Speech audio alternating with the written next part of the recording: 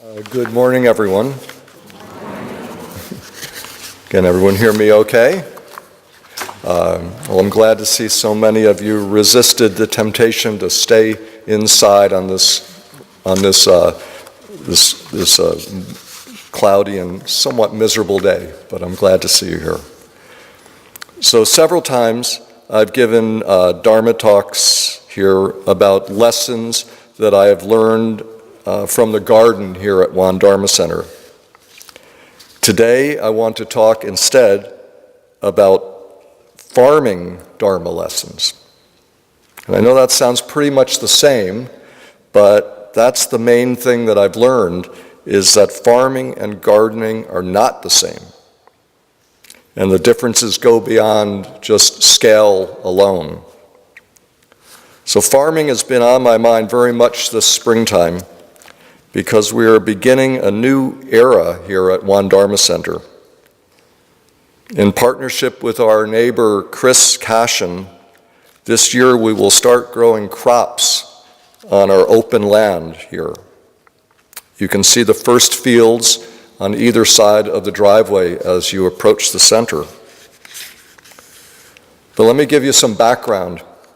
This vision came into focus last summer and fall, when Venerable Sotesan, the third head Dharma master of Won Buddhism, stayed with us. It was his belief. Better? It wasn't on. No, thank you. Okay, that's better. Again, let me give you some background. This vision came into focus last summer, as I say, when Venerable Sotesan, the third head Dharma master of Won Buddhism, stayed with us. And he thought that we should make maximum use of our land here at Won Dharma Center. In Korea, 70% of the land is too mountainous to farm. So every level acre must be used productively. And he felt this strongly coming here. And after he left, it fell to me to explore possible ways we might make this vision a reality. And it didn't take long to see that the answer literally lay in our backyard, because as you look northward, all that land that you see cultivated all the way to the farm over on Route 217 is owned and farmed by Chris Cashin. And then he also farms land on the other side of Route 23, and we're right in the middle. So it made perfect sense to partner with him. He calls his farm the farm at Miller's Crossing. It's over on Roxbury Road, and it's one of the largest organic farming operations in New York State. His methods are very strictly organic and biodynamic. That means no genetically modified seeds, no chemical fertilizers, no herbicides or pesticides of any kind. And Chris was immediately interested in leasing part of our land, and pretty quickly we drew up a plan for a one-year trial. So in 2019, he will cultivate approximately 32 acres. And if things go well, we may add 20 more in 2020. Or, if either side is not satisfied, we can end the experiment after 1 year. So I want to point out that the great balance of risk lies with Mr. Cashin, because he will be investing thousands of dollars in machine, time, labor, and seed cost with no guarantee of any long-term gain. We take this as a strong showing of his good faith. So today I was planning to happily announce that both fields would be planted in sunflowers, and how beautiful they would be in full bloom in August. However, at the last minute, Chris's customer for the sunflower seed oil has become reluctant to sign a contract. So now we must wait with him as he tries to talk this guy into following through before we know what the crop will be. It might be buckwheat or soybeans instead. So here comes the first big difference between gardening and farming. Farming, to be sustainable, is market-based. It is, in other words, a business. Chris loves sunflowers just as much as we do. But without a committed buyer, they can't be planted. It's too much of a niche crop. So no matter what we plant this year, next year will be different, and this rotation planting is key to the long-term fertility of the soil. Some years the fields might just lay dormant and storing organic matter for the following year. So some lessons about gardening completely carry over into farming. Working on the land, whether we're farming or gardening, is at the center of Won Buddhist teaching. Founding Master Sotesan repeatedly uses farming as a metaphor for spiritual practice, and here's one example. He compares the great threefold practice that all schools of Buddhism share. He compares that to farming our mind fields. He says, cultivation is the subject that clears the field in preparation for farming the mind field. Inquiry is a subject that teaches you various farming methods and enables you to distinguish between crops and weeds. And choice is a subject that enables you to not fail at farming and have an abundant harvest by putting into practice what you learned. So therefore, you must renew your determination to try to become exemplary farmers who will have great success in farming the mind field. And he also often uses farming as an example for the law of cause and effect that we talk about here so often. As Reverend Kim did in her Dharma talk last week, she said there is a perfect logic to growing vegetables, or any crop. When you sow bean seeds, bean sprouts grow.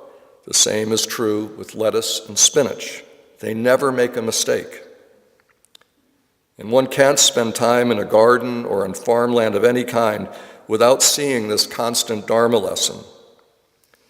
When we just recited the Il Won Sang vow, we said, Il Won, or universal truth, manifests as impermanence through the formation, duration, decay, and extinction of all things. And in farming, we see this through the germination, the ripening, the withering, and then the return to earth of all growing things. Won Buddhists call this process marvelous existence. But let's get to the crucial difference between farming and gardening that I have discovered this spring. Farming at its core is about social mission and care for the land. When you start a garden outside your kitchen, nobody asks you, now what did you go and do that for? Why not just leave it alone? I don't think we ever get that question. But when you decide to transform 32 acres of open field into cropland, these questions will and have come up. And they are truly valid questions. When you farm the land, you have to check your motivation and your methods over and over. In other words, you have to operate with sound thought. So it's been quite a ride with the ministers as we balance the excitement of this new venture with the challenges and disruptions that have occurred at the same time. For example, we temporarily will lose parts of 2 of our walking trails as the farmer plows the field, and we'll get them back later on as the plants grow, and then we'll have those paths go right through the fields. So it'll be beautiful. And I found that chicken manure, when spread on the fields, no matter how organic it is, it really stinks. Found that out this last week. Thankfully, the rain has taken the smell away. And those tractors that Chris uses are huge, but surprisingly, they're not that noisy. but he has still agreed to honor our need for quiet during retreats by not working on those days. So as a group, the ministers and I have wrestled with these and other sensory conditions that don't even break the surface when you talk about gardening. Venerable Chasan was really clear about what our motivation should be. He believes that the basis of all enterprises should be to benefit the social and public welfare. One of the four great principles of Won Buddhism is selfless service to the public.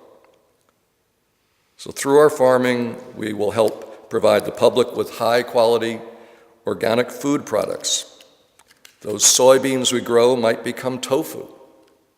The corn could be turned into tortillas. And the oats, I guess, get turned into oatmeal. I don't know what else. But so that is why we will farm.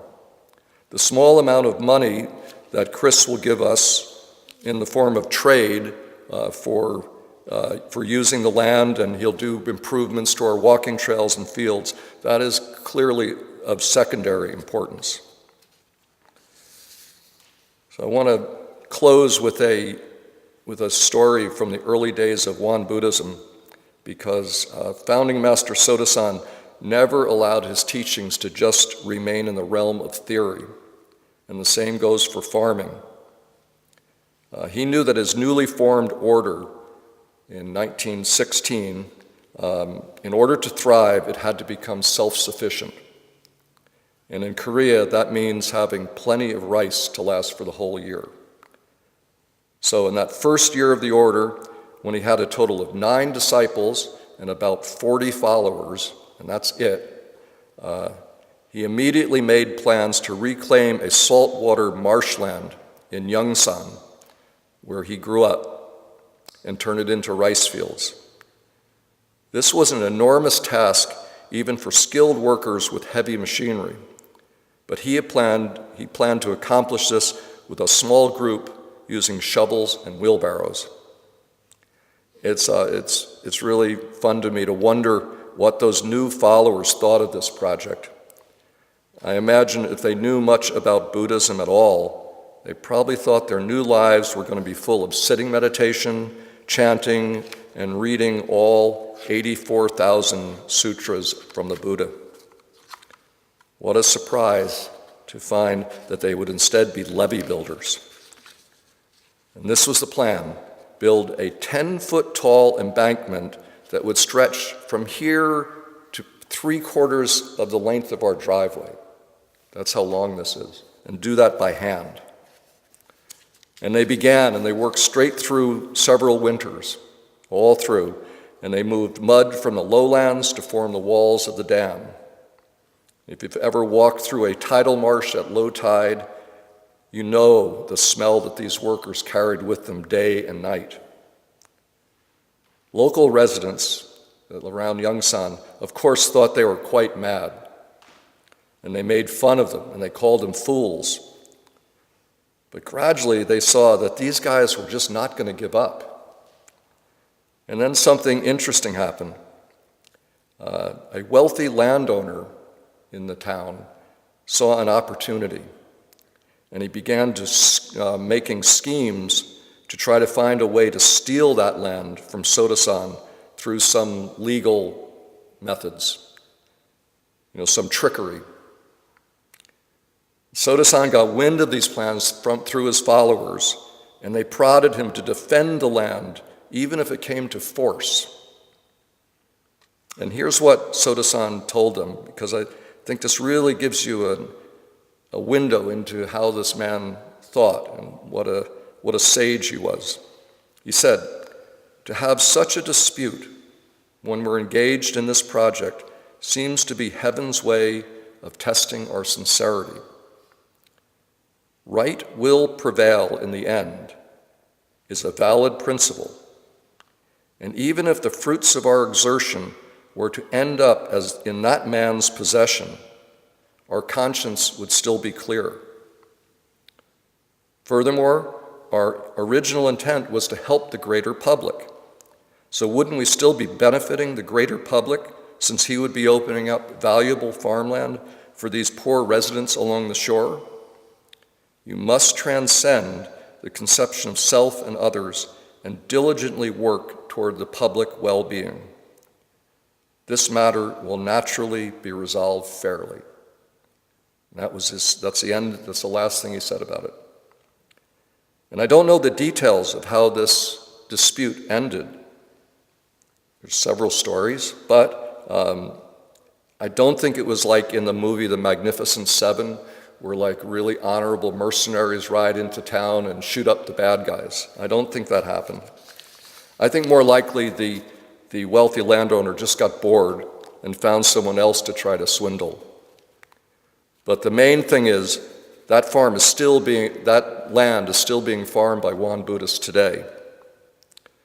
And they completed the project, and it produces very high quality rice, and it's enough for the entire order for the whole year, and with any surplus going to eager buyers. And those of us that have been to Yongsan have walked through those rice fields and watched the season's first crop be planted in May. It's an amazing sight that I hope others of you will be able to see someday. So this is the spirit of our order's founding members. Incredibly hard work done for the public's welfare, even if they thought they might never receive due credit. And I hope this spirit lives on today here at Won Dharma Center.